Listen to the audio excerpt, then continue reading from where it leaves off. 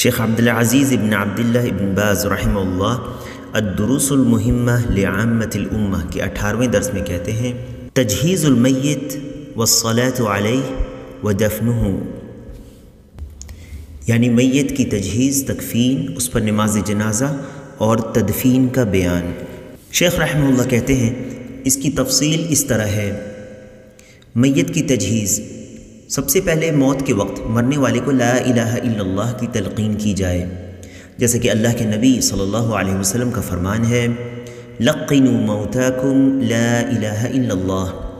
یعنی اپنے مردے کو لا الہ الا اللہ کی تلقین کرو۔ اسے مسلم نے اپنی صحیح میں روایت کیا ہے۔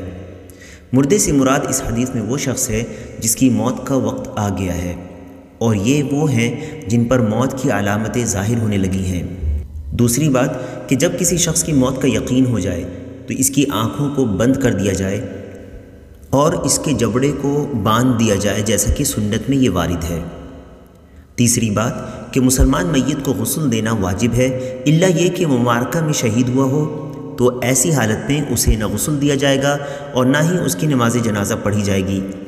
بلکہ اسے اسی کپڑے میں دفن کر دیا جائے گا، کیونکہ نبی صلی اللہ علیہ وسلم نے احد کے شہداء کو نہ غسل دیا اور نہ ہی ان کی نماز جنازہ پڑھی۔ چوتھی بات کہ میت کو غسل دینے کا طریقہ یہ ہے کہ اس کی شرمگاہ کو چھپا دیا جائے، پھر اسے تھوڑا سا یعنی سر کی جانب سے اٹھایا جائے اور اس کے پیٹ کو نرمی سے دبایا جائے تاکہ غلاظت وغیرہ نکل جائے۔ غسل دینے والا اپنے ہاتھ میں کپڑا وغیرہ لپیٹ لے اور پھر اس کی صفائی کر دے، پھر اسے وضو کرائے جس طرح نماز کے لیے وضو کیا جاتا ہے۔ یہاں پر اس بات کا خیال رکھا جائے کہ میت کو وضو کراتے وقت اس کے منہ اور ناک کے اندر پانی نہیں ڈالیں گے، بلکہ علماء کہتے ہیں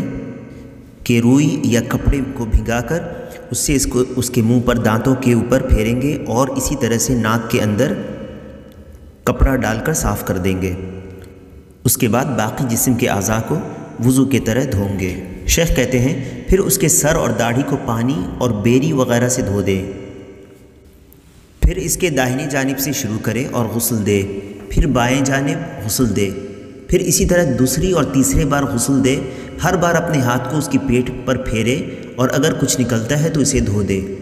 پھر بھی اگر کچھ نکل رہا ہو تو اس جگہ کو روئی وغیرہ سے بند کر دے، اور اگر اس سے بھی کام نہ چلے تو آج کل استعمال ہونے والے میڈیکل پلاسٹر سے غلاظت کی جگہ کو بند کر دے۔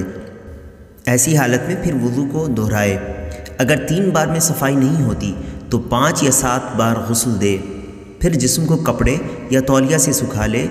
اور عطر یا خوشبو اس کی بغلوں میں اور سجدوں کی جگہ میں لگائے، اور اگر پورے جسم میں لگا دیتا ہے تو یہ بہتر ہے۔ بخور یعنی خوشبودار دھوئیں سے اس کے کفن کو خوشبو دے۔ اگر اس کی مونچھیں اور ناخن بڑھے ہوئے ہیں تو اسے تراش دے، اور اگر چھوڑ دیتا ہے تو اس میں کوئی حرج نہیں۔ اس کے بالوں میں کنگھی نہ کرے اور نہ ہی اس کے زیر ناف کے بال کو صاف کرے، اور نہ ہی اس کا ختنہ کرے، کیونکہ اس کی کوئی دلیل نہیں ہے۔ اور اگر میت عورت ہے تو اس کے بال کی 3 چوٹیاں کی جائے اور اسے پیچھے لٹکا دیا جائے۔ 5ویں بات میت کی تکفین۔ بہتر یہ ہے کہ مرد کو 3 سفید کپڑوں میں کفن دیا جائے جس میں قمیص یا پگڑی نہ ہو، جیسا کہ نبی صلی اللہ علیہ وسلم کو کفن دیا گیا تھا، بلکہ لفافہ نما کفن میں لپیٹ دیا جائے۔ اور اگر قمیص تہ بند یعنی ازار اور لفافے سے کفن دیا جائے تو اس میں کوئی حرج نہیں۔ عورت کو 5 کپڑوں میں کفن دیا جائے جن میں درع یعنی لمبا کرتا جس سے پورا جسم سوائے سر، ہاتھ اور پیروں کے چھپ جائے، خمار یعنی اوڑھنی جسے سر پر لپیٹا جاتا ہے، تہبند یا ازار اور 2 لفافوں میں لپیٹا جائے۔ تمام کے لیے کم از کم 1 کپڑا، یعنی مرد ہو یا عورت کم از کم 1 کپڑا ہے جس سے میت کا پورا جسم چھپ جائے، اس میں کفن دینا واجب ہے۔ مگر اگر میت احرام کی حالت میں ہو تو اسے پانی اور بیری سے غسل دینے کے بعد اس کے ازار اور رداء یعنی احرام کے کپڑے سے ہی اسے کفن دیا جائے، یا ان کے علاوہ اور کپڑے سے کفن دیا جائے، مگر اس کا نہ سر چھپایا جائے اور نہ ہی چہرہ چھپایا جائے اور نہ ہی اسے خوشبو لگائی جائے، کیونکہ یہ قیامت کے دن تلبیہ پڑھتا ہوا اٹھایا جائے گا، جیسے کہ رسول اللہ صلی اللہ علیہ وسلم سے صحیح حدیث میں ثابت ہے۔ اور اگر احرام کی حالت میں عورت ہو تو دوسری عورتوں کی طرح اسے کفن دیا جائے گا، مگر اسے خوشبو نہیں لگائی جائے گی،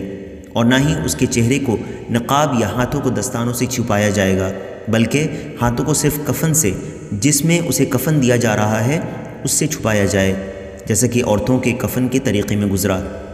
چھوٹے بچے کو 1 سے 3 کپڑوں میں اور بچی کو قمیص اور 2 لفافوں میں کفن دیا جائے۔ چھٹی بات کہ میت کو غسل دینے، اس کی نماز جنازہ پڑھانے اور اسے دفن کرنے کا سب سے زیادہ حق وہ شخص رکھتا ہے جس کے بارے میں میت نے وصیت کی ہو، پھر اس کا باپ، پھر دادا، پھر اس کے مرد رشتہ دار میں سے جو اس سے زیادہ قریب ہو۔ یہ حکم مرد کے لیے ہے۔ اور عورت کو غسل دینے کا سب سے زیادہ حق وہ رکھتی ہے جس کے بارے میں اس نے وصیت کی ہو، پھر اس کی ماں، پھر دادی نانی، پھر عورتوں میں جو اس سے زیادہ قریب ہو۔ میاں بیوی کا حکم یہ ہے کہ دونوں ایک دوسرے کو غسل دے سکتے ہیں، اس لیے کہ ابو بکر صدیق رضی اللہ عنہ کو ان کی بیوی نے غسل دیا تھا، اور علی رضی اللہ عنہ نے بھی اپنی زوجہ یعنی فاطمہ رضی اللہ عنہ کو غسل دیا تھا۔ 7ویں بات، جنازے کی نماز کا طریقہ۔ جنازے کی نماز میں 4 تکبیریں ہیں۔ پہلی تکبیر یعنی اللہ اکبر کہنے کے بعد سورۃ الفاتحہ پڑھے، اور اگر اس کے ساتھ کوئی چھوٹی سورہ یا 1 یا 2 آیتیں پڑھ لیتا ہے تو اچھی بات ہے، جیسا کہ اس تعلق سے عبداللہ ابن عباس رضی اللہ عنہما سے صحیح حدیث میں وارد ہے۔ پھر دوسری تکبیر کہے اور نبی صلی اللہ علیہ وسلم پر درود و سلام بھیجے جسے تشہد میں پڑھتا ہے۔ پھر تیسری تکبیر کہے اور یہ دعا پڑھے،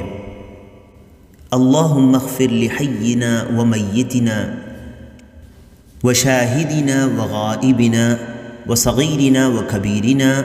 وذکرنا وانثانا اللہم من احییتہ منا فاحیہ علی الاسلام ومن توفیتہ منا فتوفہ علی الایمان اللہم لا تحرمنا اجرہ ولا تضلنا بعدہ، یعنی اے اللہ تو بخش دے ہمارے زندوں کو اور مردوں کو، حاضر کو اور غائب کو، چھوٹے اور بڑے کو، مذکر اور مؤنث یعنی مرد اور عورتوں کو۔ اے اللہ ہم میں سے جس کو تو زندہ رکھ اسے اسلام پر زندہ رکھ، اور جسے موت دے اسے ایمان پر موت دے۔ اے اللہ تو ہمیں اس کے اجر سے محروم نہ رکھ، اور اس کے بعد تو ہمیں گمراہ نہ کر۔ اسی طرح یہ دعا پڑھے، اللہم اغفر لہ وارحمہ وعافہ واعف عنہ واکرم نزلہ ووسع مدخلہ واغسلہ بالماء والثلج والبرد ونقه من الخطايا كما نقيت الثوب الأبيض من الدنس وأبدله دارا خيرا من داره وأهلا خيرا من أهله وزوجا خيرا من زوجه وأدخله الجنة وأعذه من عذاب القبر وعذاب النار، یعنی اے اللہ تو اسے معاف فرما، اس پر رحم فرما، اسے عافیت میں رکھ، اس سے درگزر فرما، اس کی بہترین مہمانی فرما، اس کی قبر کو کشادہ کر دے، اس کی گناہوں کو پانی، اولو اور برف سے دھو ڈال، اسے گناہوں سے اس طرح صاف کر دے جیسے سفید کپڑے کو میل سے صاف کر دیا جاتا ہے، اسے اس کی دنیا والے گھر سے بہتر گھر، لوگوں میں سے بہتر لوگ اور اس جوڑے سے بہتر جوڑا عطا فرما، اسے جنت میں داخل کر دے اور قبر اور جہنم کے عذاب سے بچا لے۔ اس کے بعد چوتھی تکبیر کہے، دائیں جانب 1 سلام کہے، اور یہ مستحب ہے کہ ہر تکبیر کے ساتھ ہاتھ کو بھی اٹھایا جائے یعنی رفع الیدین کیا جائے، اور اگر میت عورت ہے تو وہ دعا میں کہے اللہم اغفر لہا وارحمہا، اور اگر 2 میت ہو تو کہے اللہم اغفر لہما وارحمہما، اور اگر اس سے زیادہ ہو تو کہے اللہم اغفر لہم وارحمہم آخر تک۔ اور اگر چھوٹے بچے کا جنازہ ہے تو اس کی مغفرت کی دعا کی جگہ یہ دعا پڑھے،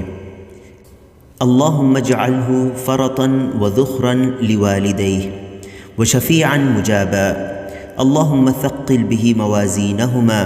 واعظم بہ اجورہما والحقہ بصالح سلف المؤمنین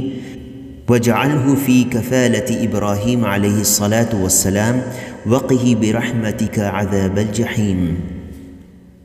یعنی اے اللہ اس بچے کو آگے پہنچنے والا اور اپنے والدین کے لیے ذخیرہ بنا دے، اور ان کے لیے ایسا سفارشی بنا دے جس کی سفارش قبول ہو۔ اے اللہ اس کے ذریعے دونوں کے میزان عمل کو وزنی بنا دے، اور اس کے ذریعے دونوں کے اجر کو عظیم بنا دے، اور اس کو مومنوں کے سلف صالحین سے ملا دے، اور اس کو ابراہیم علیہ السلام کی کفالت میں کر دے، اور اس کو اپنی رحمت سے عذاب جہنم سے بچا لے۔ سنت یہ ہے کہ امام نماز جنازہ میں مرد کے سر کے برابر کھڑا ہو، اور اگر عورت ہے تو اس کے درمیان میں کھڑا ہو، اور اگر ایک سے زیادہ جنازے ہوں تو مرد امام کی طرف ہو اور عورت قبلہ کی طرف، اور اگر میت میں بچے بھی ہوں تو عورت سے پہلے امام کے قریب بچہ ہو، پھر عورت ہو اور پھر بچی ہو، یعنی ترتیب میں اگر مرد، عورت اور بچے اور بچیاں ہیں تو سب سے پہلے مرد، پھر بچہ، پھر عورت، پھر بچی، اس ترتیب سے ہو۔ بچے کا سر مرد کے سر کے برابر رکھا جائے اور عورت کا درمیانہ حصہ مرد کے سر کے برابر رکھا جائے، اور اسی طرح بچی کا بھی سر عورت کے سر کے برابر ہو اور اس کا درمیانہ حصہ مرد کے سر کے برابر ہو۔ تمام مصلی امام کے پیچھے رہیں، الا یہ کہ کوئی امام کے پیچھے اگر جگہ نہ پائے تو امام کے دائیں طرف کھڑا ہو جائے۔ 8ویں بات، میت کو دفن کرنے کا طریقہ۔ قبر کی گہرائی کو مرد کے درمیانے قد جتنا گہرا کرنا مشروع ہے، اور لحد یعنی بغلی قبر قبلہ جانب ہو۔ میت کو لحد میں اس کے دائیں کروٹ لٹایا جائے اور کفن کی گرہوں کو کھول دیا جائے، اور اس کفن کو نہ ہٹایا جائے اور نہ ہی اس کا چہرہ کھولا جائے، چاہے میت مرد ہو یا عورت۔ پھر اینٹ کو کھڑا کر کے گیلی مٹی سے اسے بند کر دیا جائے تاکہ میت پر مٹی نہ پڑے۔ اگر اینٹ نہ ہو تو لکڑی کی تختی یا پتھر استعمال کیا جائے تاکہ میت کو مٹی سے بچایا جا سکے، اور اس وقت یعنی قبر میں ڈالتے ہوئے بسم اللہ وعلی ملت رسول اللہ کہنا مستحب ہے۔ شیخ نے یہاں پر لحد کا ذکر کیا ہے اور قبر کا ذکر نہیں کیا جو زمین میں شق ہوتا ہے۔